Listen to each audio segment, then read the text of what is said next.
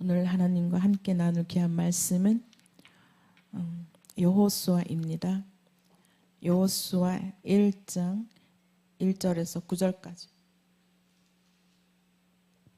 여호수아 1장 1절에서 9절까지 함께 합독하시겠습니다. 여호와의 종 모세가 죽은 후에 여호와께서 모세의 시종 눈의 아들 여호수아에게 일러 가라사대 내 종 모세가 죽었으니 이제 너는 이 모든 백성으로 더불어 일어나 이 요단을 건너 내가 그들 곧 이스라엘 자손에게 주는 땅으로 가라. 내가 모세에게 말한 바와 같이 무릇 너희 발바닥으로 밟는 곳을 내가 다 너희에게 주었노니 곧 광야와 이 레바논에서부터 큰 하수 유브라데에 이르는 헷 족속의 온 땅과 또 해지는 변대까지 너희 지경이 되리라. 너의 평생에 너를 능히 당할 자가 없으리니 내가 모세와 함께 있던 것 같이 너와 함께 있을 것임이라. 내가 너를 떠나지 아니하며 버리지 아니하리니 마음을 강하게 하라. 담대히 하라. 너는 이 백성으로 내가 그 속상에게 맹세하여 주리라 한 땅을 얻게 하리라. 오직 너는 마음을 강하게 하고 극히 담대히 하여 나의 종 모세가 내게 명한 율법을 다 지켜 행하고 좌로나 우로나 치우치지 말라. 그리하면 어디로 가든지 형통하리니 이 율법책을 내 입에서 떠나지 말게 하며 주야로 그것을 묵상하여 그 가운데 거룩한 대로 다 지켜 행하라. 그리하면 내 길이 평탄하게 될 것이라. 내가 형통하리라. 내가 내게 명한 것이 아니냐. 마음을 강하게 하고 담대히 하라. 두려워 말라. 놀라지 말라. 내가 어디로 가든지 내 하나님 여호와가 너와 함께 하느니라 하시니라. 아멘.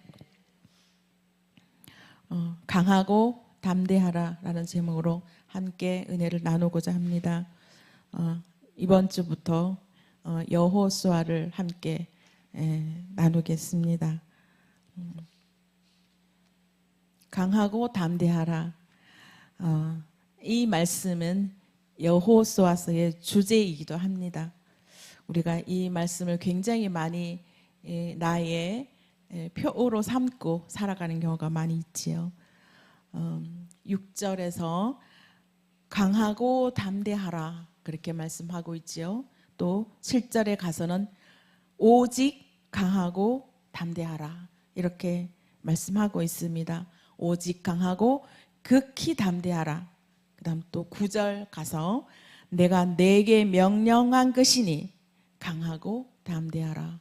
이렇게 강하고 담대하라라는 이 짧은 센텐스이지만 이게 점점점 그 앞에 조사가 붙지요.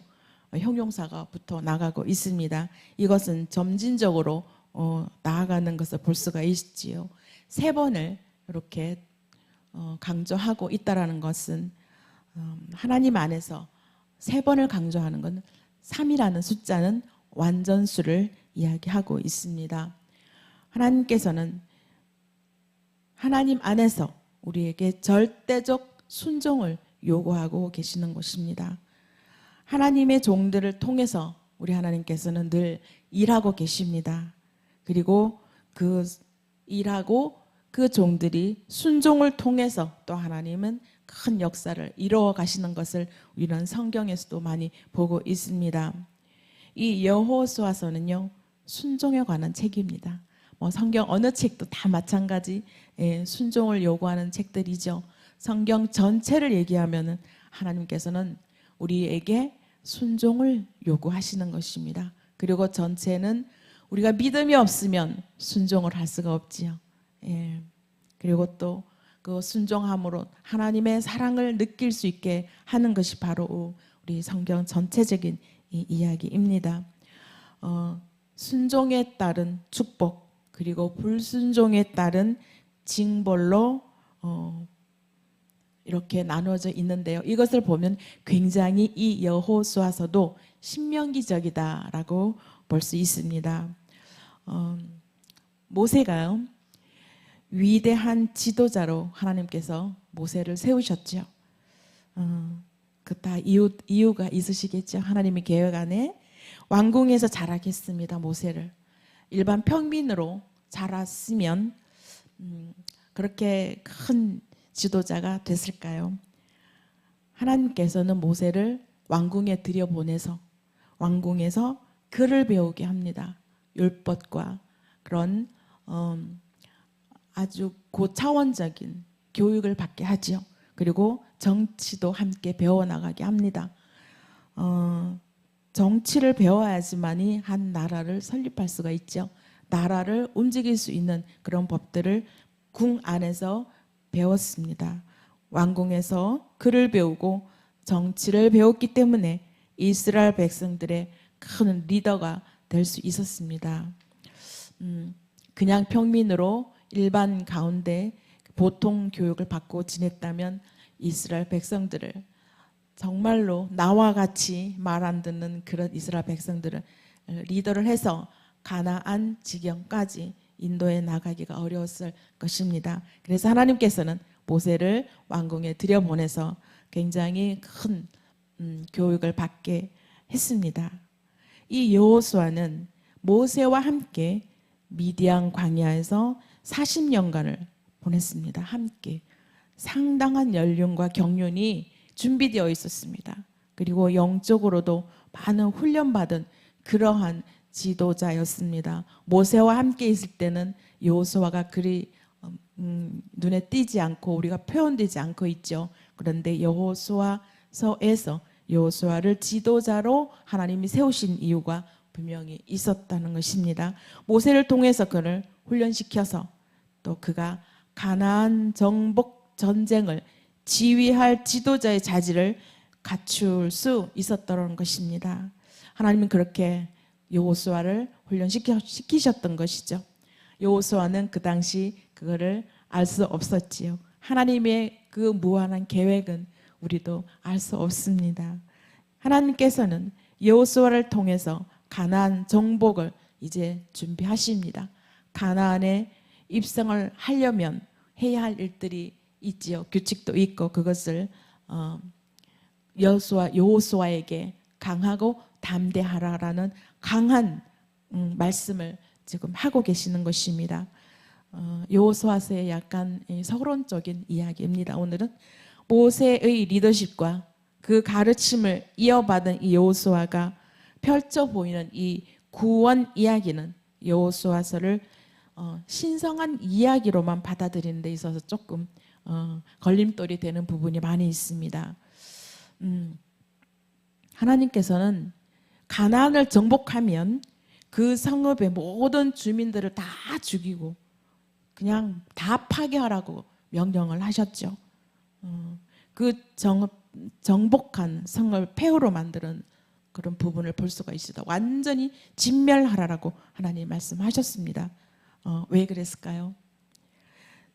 주전 13세기로 돌아가면 그 당시에 가나안 문화가 굉장히 혼탁하고 우리가 상상할 수 없는 많은 범죄를 저지르고 있는 그 땅이었습니다.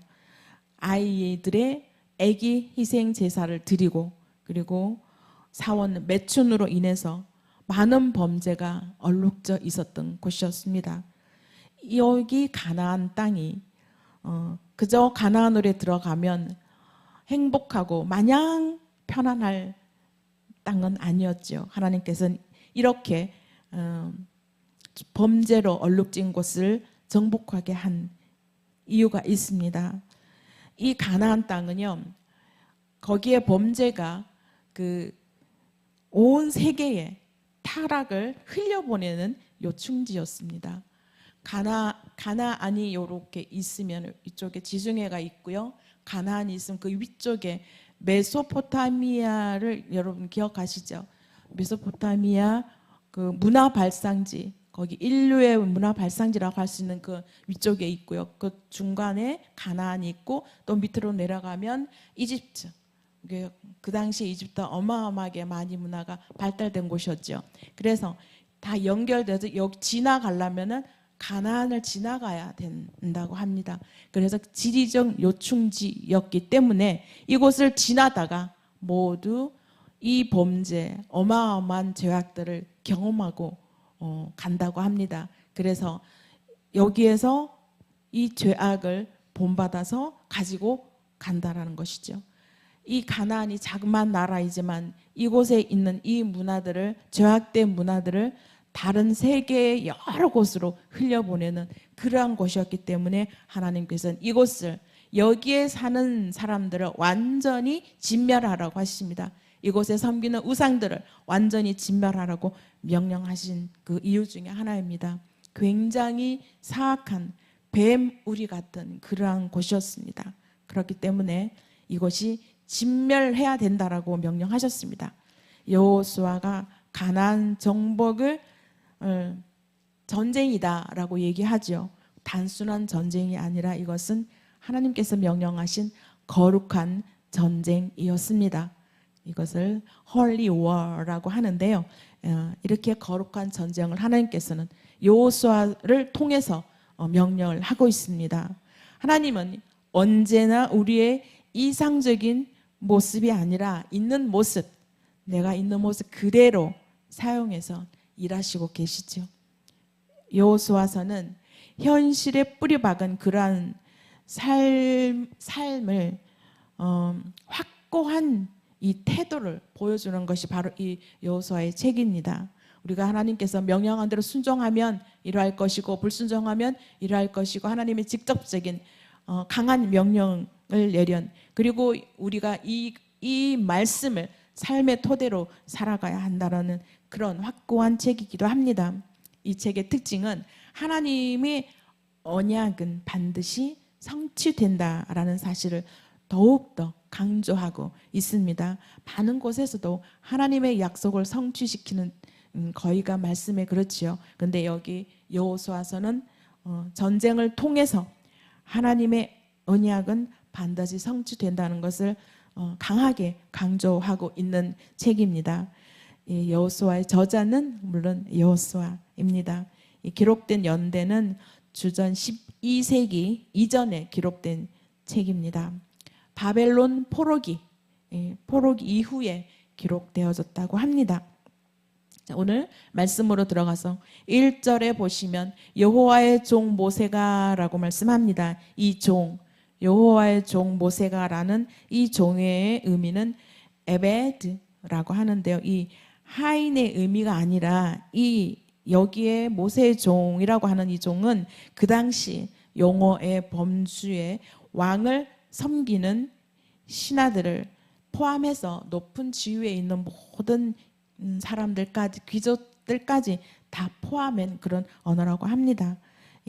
구약 성경에서 메시아를 가리키는 가장 두드러진 용어를 이렇게 종 에베드라고 표현을 했다고 합니다. 모세에게 적용된 이 여호와의 종의 이 명칭, 그러니까 하나님과의 관계가 굉장히 친밀하다. 하나님과의 관계 친밀성을 강조한 것입니다. 그리고 그가 전하는 말씀에 대한 확실한 권위인 동시에 또한 그 반면 여호수아가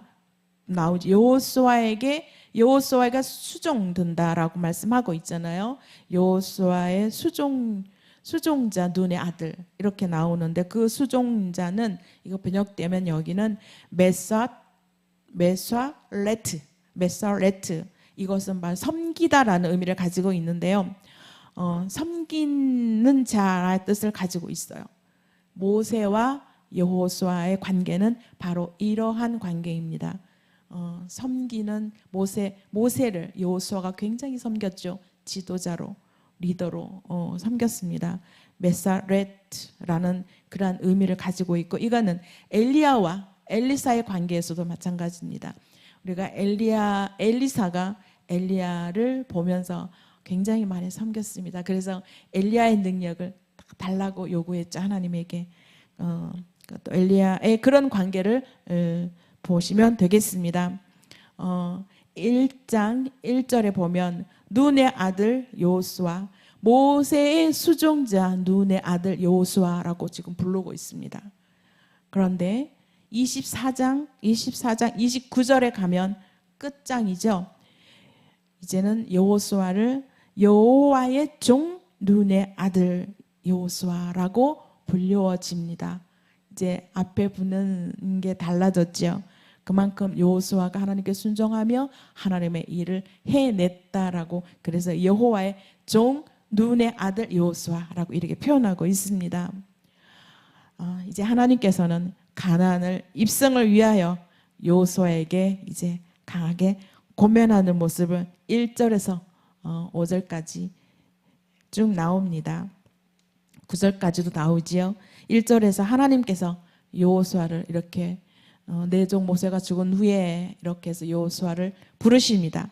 그 다음 2절 4절 쭉 보면 가나안 정복을 명령하십니다. 그리고 5절 9절 보면 하나님께서는 동행을 하겠다고 약속을 하십니다. 내가 너와 함께 하겠다. 이 가나안 입성에 성공을 할 수 있도록 성공의 조건들을 쭉 말씀하고 계시는 것을 볼 수가 있습니다. 가나안 정복은 그저 하나님께서 그냥 명령한 것이 아니라 아주 강하게 명령했습니다. 그리고 또 부드럽게 권면하고 있습니다. 여호수아가 굉장히 못한다라고 많이 모세에게 얘기를 했죠. 그런 여호수아에게 하나님께서는 강하게 명령하면서 그리고 또 부드럽게 권면하고 있습니다. 분명히 가나안은 정복할 수 있다라고 하나님께서 힘을 주십니다. 부드럽게. 7절 보면 여호수아에게 다 지켜 행하라. 내가 주는 이 모든 말들을 다 지켜 행하라. 온 몸과 마음으로 율법 지키는 일에 다 쏟으라라고 하나님께서 말씀하십니다. 가나안을 정복하려면 군대를 강하게 준비시키는 이 말씀을 떠나서 여호수아에게, 리더자에게 이렇게 말씀을 지켜 행하라고 하나님께서 명령하고 계십니다. 율법 지키는데 온전히 쏟아내라고 말씀하시는 것이죠. 다 지켜 행하라. 그것은 율법을 다 지켜 행하라고. 그는 케콜 하토라라고 하는데요. 모든 율법을 지키라는 하나님의 강한 명령이었습니다. 이 율법은 사람의 취향에 따라서 지킬 것은 지키고 싶지 않은 것은 무시할 수 있는 것, 그것이 아닙니다. 무조건 하나님께 절대적인 순종으로 하나님께서 원하고 계시는 것입니다. 이 세상에 살아가는 동안 하나님의 말씀을 따르면서 사는 것이 조금 불편하고 손해보는 일들도 꽤 있지요. 그럼에도 불구하고 하나님께서는 성경의 모든 말씀에 따라 최대한의 노력으로 해서 살아가기를 원하고 계시는 것입니다. 우리가 율법을 어떻게 다 지킬 수 있겠습니까? 율법을 다 지킨다라는 것은 우리 인간은 죄성을 가지고 있기 때문에 그 율법을 다 지켜 행하기란 힘들지요. 그렇지만 최대한의 노력으로 하나님께 그 삶을 보여드리는 것을 하나님께서는 원하고 계시는 것입니다. 그래서 좌로나 우로나 치우치지 않는 삶을 살라고 말씀하고 있습니다. 좌로나 우로나 치우치지 말라라고 우리 말씀 많이 듣고 있습니다. 정도를 벗어나지 말라. 하나님께서는 여호수아에게 이럴 걸 강하게 권하고 있습니다. 여호수아에게만 이렇게 하나님께서 명령하셨을까요? 오늘날 나에게, 우리에게 하나님께서 이렇게 말씀하고 계십니다. 정도를 이탈하지 말고, 그리고 이 율법책을 8절에도 나오죠. 떠나지 말게 하며 가르치라. 율법책을 입에서 떠나지 말게 하라. 이것은 가르치라라는 것입니다. 가르치라라는 것이죠. 그리고 단지 그냥 읽고 기억한다는 것에 지나지 않고 더 나아가서 이 말씀을 끊임없이 전하고 설교하고 모든 대화의 화제가 이 대상이 하나님의 말씀이 화제의 대상으로 삼고 살아가야 한다라고 하나님께서는 이 여호수아에게 말하고 계십니다. 그래서 주야로 묵상하라라고 얘기하는 것이죠. 우리의 화제 대상은 과연 무엇인가요? 나의 화제 대상은 사람을 만났을 때 내가 과연 화제의 대상을 무엇으로 여기는 걸까요? 하나님께서는 우리에게 명령하십니다. 주야로 묵상하라는 것은 어떤 곳에 처했든지 하나님 말씀을 화제로 삼으라고 말씀하고 있습니다. 이것은 성령에 취해라. 주야로 묵상하라는 것은 성령에 취해라. 말씀에 취한 삶을 살라고 하는 것입니다. 여호수아의 삶의 영역이 여호와의 율법의 지배 아래 있어야 하며, 그리고 무엇을 하든지 율법의 기준에 따라서 결정하라라는 것을 여호수아에게 하나님 계속 명령하고 계십니다.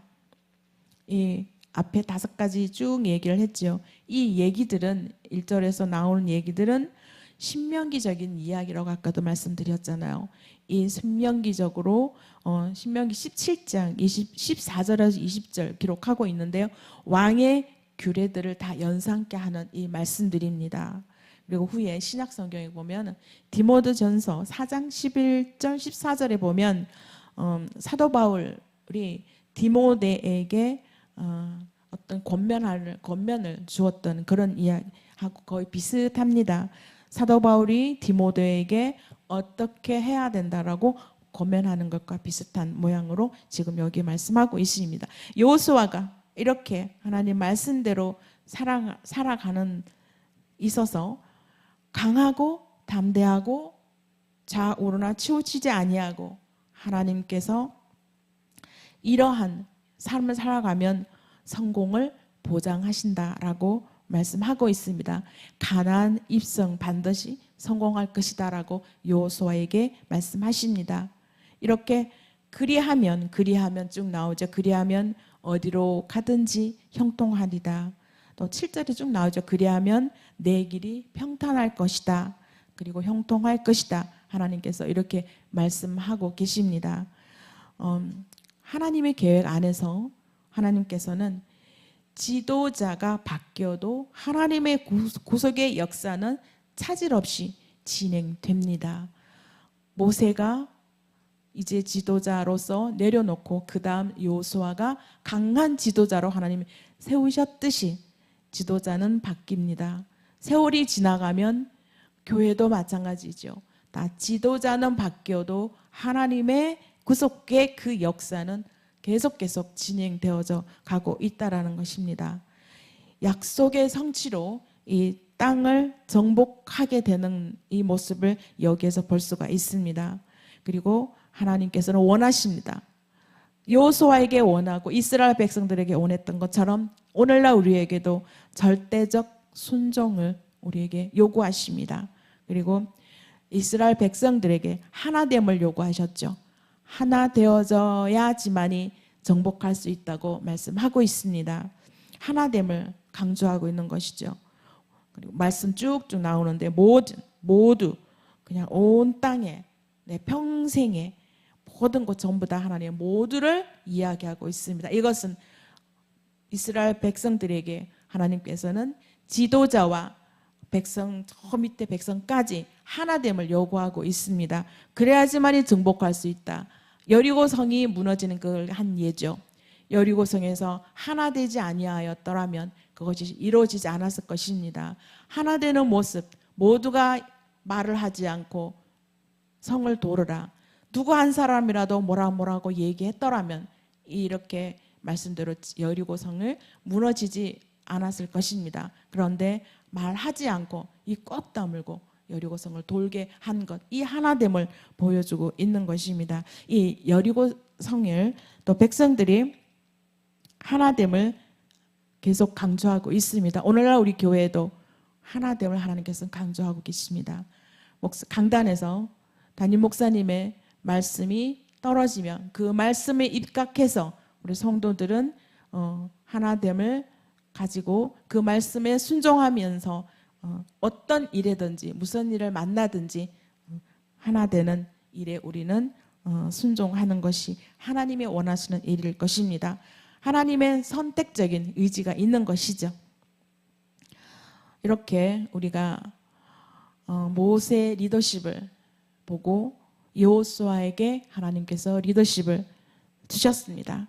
모두 이것이 하나님의 작품입니다. 우리에게도 이렇게 하나님의 만드신 이 작품이죠. 하나님께서 우리에게 만드신 작품입니다. 우리에게도 이러한 강한 리더십을 하나님께서는 주셨습니다. 가정에서, 어느 내가 직장에서, 교회에서 소규모 리더로 우리는 하나님이 세우십니다. 그래 그 하나님께서 우리를 세우시고 만드신 그 작품에 우리는 감사하며 늘 날마다 하나님께서 여호수아에게 강한 순종을, 절대적 순종을 요구하셨듯이 우리에게도 그러한 절대적 순종을 요구하십니다. 그래서 우리는 그 순종에 순복하는 저와 여러분이 다 되었으면 좋겠습니다. 기도하시겠습니다. 강하고 담대하라. 내가 율법을 다 지켜 행하라. 그래 좌로나 우로나 치우치지 말라. 그 율법을 주야로 묵상하여 어디로 가든지 형통하며 그리고 평탄하며 나와 함께하는 여호와 하나님을 믿으라 라고 말씀하신 여호와 하나님을 믿습니다. 그리고 하나님께 영광 올려드립니다. 하나님 아버지, 이 말씀을 강하게 믿고 나아가며 우리를 이끌어 주시기를 원합니다. 그리고 순종하며 나아가기를 원합니다. 오늘도 그러한 삶을 살아갈 수 있도록 우리에게 성령께서 함께하여 주시옵소서. 예수님 이름으로 기도드립니다. 아멘.